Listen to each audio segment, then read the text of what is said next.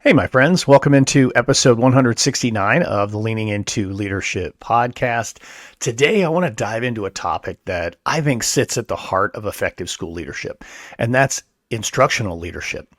It's so important, and I think we all agree that instructional leadership is really important. In fact, most of us would say that a big part of why we became school leaders was we wanted to be heavily involved in the instructional leadership on our campus. At the same time, it has this tendency to get pushed to the back burner. So in this episode, I want to talk about why that happens and then actually dive into 5 steps that can help bring you and that instructional leadership a little bit closer together and put it back at the forefront of the work that you do. During the course of my school leadership career and my district leadership career, I really believe the times when I was happiest, when I was most engaged, and when I was really enjoying what I was doing was when I was really pushing heavily into the instructional leadership space. And I have a feeling that that's probably true of you as well. So let's dive into that today. Let's talk about instructional leadership. Let's talk about why it's important. And we're going to talk about a few things that you can do to ensure that you're keeping it right there at the forefront. We're going to jump into all of that right after this quick break. Do you ever feel like you're the only one reading your school newsletter? Well, S'more is here to help you change that. Built for educators, S'more gives you hundreds of easy-to-use templates to craft newsletters your community will love and that they'll actually read. You can add videos, images, polls, and more. Stop guessing about what content your community wants to read. Use S'more's analytics to see who opens your emails and which links are getting clicked. And did I mention, S'more lets you translate your newsletter into more than 100 different languages. I'm telling you, this is the platform that you want to use. Sign up now and take $50 off your first year of your S'more plan. Make your newsletters easier and more engaging at s'more.com/teachbetter. Again, that's s'more.com/teachbetter. All right, folks, welcome back in. So let's dive right in here. Let's start with a conversation around why instructional leadership is just so crucial. At its core, instructional leadership really is about setting the direction for teaching and learning in our school. I talk frequently about developing that compelling vision. Here's where I see my school. You cannot create that compelling vision without a focus on teaching and learning. Teaching and learning is what we do. Instructional leadership is at its core.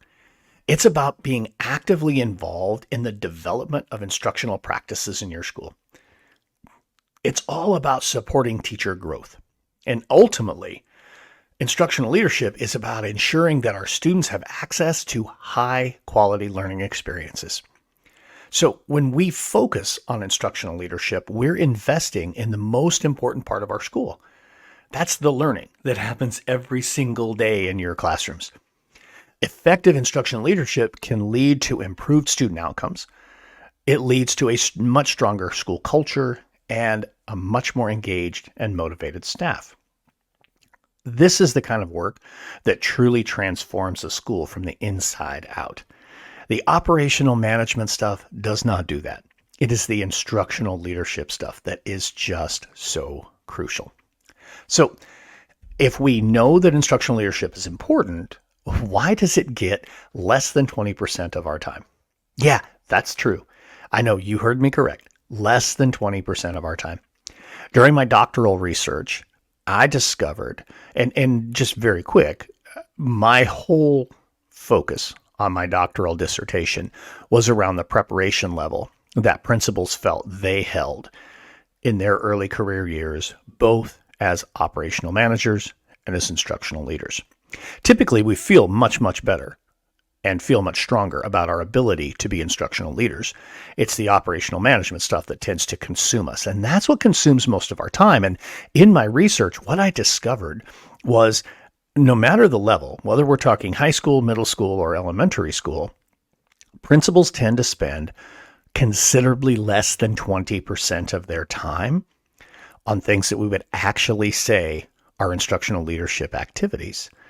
So we all know the reality of their role, right? School leaders face a constant stream of tasks that demand our attention. Whether that's managing the budget or handling, student behavior, fielding parent concerns, responding to emergencies, crises, those types of things.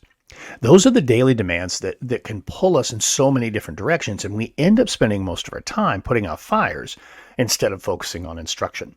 It's almost like we feel, hey, the classroom instruction stuff, I trust the teachers, which is good, we should. But I trust them to do what they're doing. I can be okay with just running around putting out fires. It's easy to get stuck in that reactive mode, where we're just trying to keep up, right? Where the urgent tasks just continue to come our way. But when we spend all of our time reacting, we lose sight of that proactive work, right? The actual growing of our teachers in the classroom, the ensuring our students are getting that relevant, engaging instruction that we need them to have, right? The proactive work is what really makes a difference. Supporting our teachers and driving instructional improvement is what really matters in our schools. Unfortunately, we let that crisis, we let that fire, we throw on the cape and we let ourselves fall into Superman syndrome. And we don't spend the time on instructional leadership like we should. And we all know we're guilty. My goodness, folks, I was as guilty as anyone. I'm not saying I was perfect. Please don't misunderstand that. But what I am saying is there are things we can do to make sure that we keep instructional leadership at the forefront. You're going to have those ebbs and flows during the course of your school year, right? There are certain times of the year where, and your teachers probably even notice it too. They probably know it. Like, okay, this time of year, I'm going to see them a little bit more. Oh, things are going to slow down here because they're going to be consumed with this and this and this and this, right? It's the being consumed with this and this and this and this that we have to find our way through, that we have to find ways to navigate so that our focus on the instructional part of our school does not suffer. All right. So let's talk about how we can change that. Let's talk about 5 steps that you can bring to the table that will help get your instructional leadership back to the forefront and help you be a lot more intentional about this really critical part of your role. All right. So here we go. Step number 1, block time for instructional leadership every week. I know I talk about it here on the podcast quite a bit. But here's the reality. If you don't make time, it won't happen. The first step in making instructional leadership a priority is to put it on your calendar. Set aside dedicated time each week for all the different instructional tasks that you want. Things like classroom observations, meetings with teachers, reviewing data, having conversations with your instructional coaches, reviewing curriculum adoptions, spending time with teachers talking about standards, being in PLC meetings, whatever those things are. But ensure that you're setting the time aside on your calendar and then treat them like they're non-negotiable. Just like you would any other appointment. If the superintendent is on your calendar, you're probably not going to let anything else take that away. So why would you do that with instructional time? And again, I'm asking you a question that I know I was guilty of too. But put it on your calendar. Treat it as sacred. Keep the time blocks fairly short. If you block 2, 3, 4 hours, it's so easy to feel demoralized if a little bit of that time gets consumed by something else. Then you just feel like, wow, I just lost that entire stretch. Keep it to smaller chunks. Keep it to 10 minutes, 15 minutes, 20 minutes, right? Have the conversation with your secretary and make sure your secretary knows this is non-negotiable time and they will hold you to it and they'll run interference for you. All right. Number 2, conduct regular classroom walkthroughs. Now, I know most of us do classroom walkthroughs. I see you out there on social media. I see you with your rolling desk. I see you, the principal who says, hey, I don't even have an office anymore. Mine's a rolling desk. Good for you. That's awesome. I love that. All right. Be intentional about being out and about. One of the most effective ways to stay connected to instruction in your school is to be in the classroom. Classroom walkthroughs allow you to see firsthand what's happening in your school and to give you an opportunity to provide immediate and constructive feedback, not only to your teachers, but also to your students. If you try to make this a regular habit, even if it's just a few classrooms a day, a few classrooms a week, you are increasing 1, your visibility, and 2, your feel for what's happening instructionally in your building. I would tell you too, with classroom walkthroughs, approach it with a little bit of curiosity. Don't go in thinking you need to be judging. Don't go in thinking you need to fix something. Go in curious. Be wondering what might be happening in the classroom today. What might be the reason for the teacher using this strategy? What might be some spaces where students could struggle here? And how has my teacher thought this through? Let's watch them. Let's see the art and the craft of what they're doing in the classroom. If I go in just a little bit curious in those classroom walkthroughs, I'll tell you, just the way that we approach them and the way that we start to have more and more of those conversations with our teachers, that's what ramps up that high quality instruction right there. Teaching and learning is driven by curiosity. So you lead with a little bit of curiosity. So that's step number 2. You conduct those regular classroom walkthroughs. Step number 3, create opportunities for some instructional dialogue with your teachers. Now, this kind of ties in with what I was saying before about just leading with a curious mindset, right? But instructional leadership isn't just about the observation. Most importantly, it's about the conversation, right? Make time to talk with your teachers about what they're doing in the classroom. Find out what challenges they might be facing. Find out what successes that they're experiencing. Those conversations really build trust and open the door for those meaningful instructional coaching opportunities. Your teachers want to grow. Your teachers want to get better. Heck, your best teachers are the ones that are the most difficult to give feedback to because they're so good. Ask good questions. Lead into a conversation with them and just talk about instruction. Man, I'll tell you what, that is one of the most powerful things you can do is find opportunities to just have some dialogue about teaching and learning with your teachers. They're the experts. They are the experts. They are the ones who are in the trenches every single day.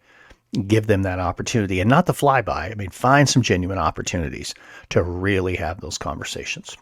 All right, step number 4 is a focus on professional development. As a school leader, you have the ability, and for that matter, you have the responsibility to shape professional development that really meets the specific needs of your staff. Looping back to this previous one, step 3, dialogue with your teachers. Learn from them what they need and then look for ways to bring instructional growth into your professional development sessions.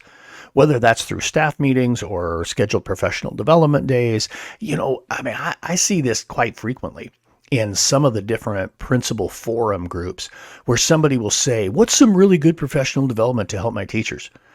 What a silly question that is. Only you would know what your teachers need. Don't ask a group of 230,000 strangers, right? You need to know what your teachers need. And the only way you can do that is back to step 3, have those conversations and then identify who the best people are out there. That might be the people right there in your building. The professional development for the need that you have may very well come from the teachers right there in your building. Maybe it's somebody else, right? Maybe it's something very, very specific around depth of knowledge, in which case you lean into somebody like Eric Francis, right? Or maybe it's something specific around mental health challenges and you lean into someone like Charlie Peck. Maybe it's struggles around clarity and you lean into me, right? But really focus on the professional development that really is going to meet the needs that your teachers have. And this could be workshops, it could be coaching sessions, it could be book studies, it might be continued support from your instructional coach. It might be just a really great opportunity for you to be that instructional coach for them as the building leader. So make sure that you're focusing on aligning your professional development with the instructional goals that you have and that your teachers have. When you're reinforcing that importance, the continuous learning and the continuous growth, that's where that truly comes from. So again, with the professional development piece, make sure you're listening, make sure you're paying attention. Again, lead with some curiosity and find out what your teachers really need and then match it up to what their needs truly are. Okay, and then that takes me to number 5, which is use data to drive instructional decisions. Instructional leadership requires you to be data informed. No, you don't have to be 100% reliant on data, but you need to be looking at data and identifying the trends that are happening in your school. That might be student data related to instruction, so assessment data. It might be attendance data. It could be behavior trends, right? But this information can help you identify areas where improvement is needed and where you can provide additional support. So make sure that you're leaning into being data informed, having conversations about data with everybody who's relevant to that data so that we can use it to help us make better decisions to drive instruction, to drive teaching and learning in our schools. So to kind of wrap this up, here's kind of where I'm at. Instructional leadership is just way too important for us to push it to the back burner. We have to ensure that we are putting more than 20% of our time into the instructional leadership. We cannot leave it to chance, right? Being intentional with your time and focusing on regular classroom visits, having those instructional conversations, focusing on meaningful professional development and using data can help you ensure that your instructional leadership stays at the top of what you do. And notice there are multiple pieces here. It wasn't just about being in the classrooms. That's huge. You need to be there. But there are other ways that you can start to check off more and more time in the instructional leadership realm than just simply being in the classroom. Now, if you're ready to dive a little deeper into the strategies that'll help you take control of your leadership and prioritize the actions that really matter, make sure you sign up for our mailing list at roadtoawesome.net. You're going to get insider access to exclusive offers, some special pricing, and updates on the upcoming launch of our new digital course, Take Control of Your Leadership.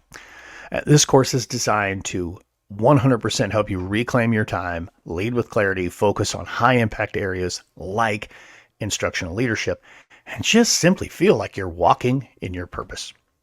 Hey, thanks for joining me today on the Leaning Into Leadership podcast. Remember, your school deserves a leader who prioritizes teaching and learning. Take these steps, be a little bit more intentional about instructional leadership, and together, let's help you build your road to awesome.